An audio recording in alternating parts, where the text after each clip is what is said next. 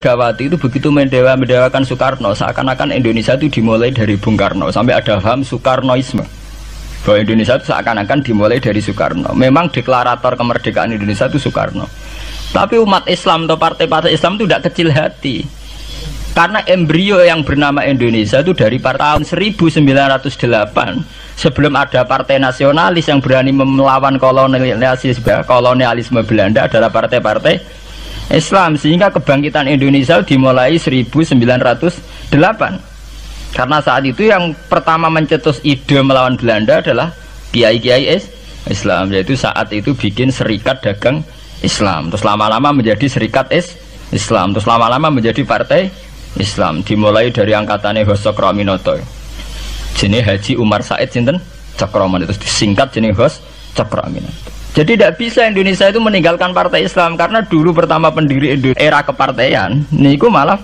partai-partai apa? Islam yang lahir di Solo, di Jogja. Bahkan sebelum ada negara yang bernama Indonesia, itu ada negara yang bernama Demak Bintoro, ada Demak Ngayogja napa? Karto. Itu semua negeri napa? Islam. Ya paham. Sehingga secara kesejarahan kita tidak kalah sama tuanya Soekarnoisme atau partai PNI. Dan sampai kan kita ini kan kayak dinabubukkan seakan-akan Indonesia itu dimulai dari Soekarno, sehingga nak wani Pak Karno itu koyok-koyok itu kita anti Indonesia. Ya kita tidak mungkin nggak menghormati Soekarno, beliau sebagai pahlawan besar kita hormati ya, tapi ya kebesaran Pak Karno demi bangsa Indonesia jangan kemudian direduksi, disederhanakan hanya melewati partai. Ya itu kan namanya pekerdilan. Tentu Pak Karno bikin negara ini ya untuk semua bangsa, bukan untuk PDIP saja, bukan untuk partai-partai marhainisme saja, juga bukan untuk partai-partai yang berfaham Soekarnoisme saja. Ya sama, tapi kita juga adil, sebagai kiai juga adil. Hos Cokroaminoto bikin partai Islam adalah untuk mengusir Belanda dari bumi Indonesia, yang nantinya juga untuk kepentingan semua bangsa Indonesia, tidak hanya yang Islam saja. Ya kita adil, sama-sama adil. Saat nasionalisme ya tidak mengurangi keagamaan, saat keagamaan tidak mengurangi nasionalis. Tapi itu tadi kemudian ini dikerdilkan secara politik. Di sawangannya nak wis duwete Pak Hasim Mbak Mega nasionalis religius itu sudah ditren. Wangger duet senengane pasangan nasionalis sampai religius. Apa nak nasionalis terus wajib sholat? Apa nak religius terus gak wajib nasional? Sebetulnya itu kan apa kena orang Indonesia itu wajib sholat hanya karena atas nama nasionalisme? Apa nak gue kiai itu wajib bayar pajak? Itu kan pengkerdilan, proses pembohongan, pembohongan secara publik. Gue dibodokno, sedurunge bodoh, itu kan?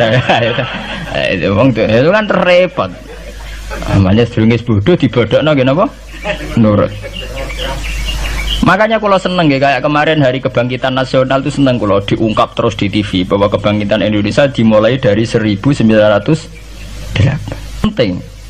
Pentingnya bahwa orang-orang yang sok Soekarnoisme biar tidak mereduksi Pak Karno hanya milik mereka sendiri, karena bangsa ini berdiri semenjak 1908. Dimulai dari gerakan Budi Utomo sampai Hos Cokroaminoto sampai macam-macam, ya serikat-serikat Islam. Tapi ini terungkap sausé tukaran. Jadi sebetulnya Presiden Gus Dur jadi Presiden Yasa karena Basim Asari berjuang sebelum tahun 45. Megawati Yasa ya karena beliau berjuang lewat bapaknya, ya sama semuanya sah. Pak SBY juga sah karena keluarga militer. Apa meneh dekne mantune Sarwaedi sing ra roh sapa? Perjuangannya mertuane. Gak iso adol bapak ya adol mertuane. Pokoke sing dikena didol pokoke. Tapi artinya sama, kita secara sejarah itu sama. Kita sebagai santri juga tidak kalah sejarah.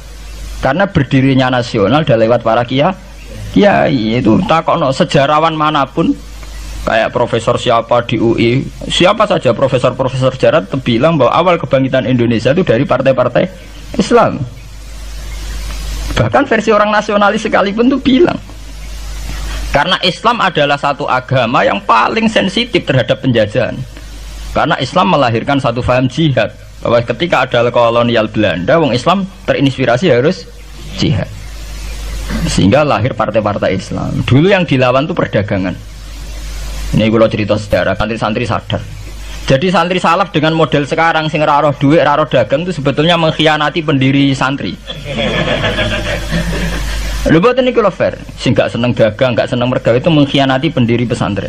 Sama lihat sejarah tahun 1908 itu namanya tidak SI, tidak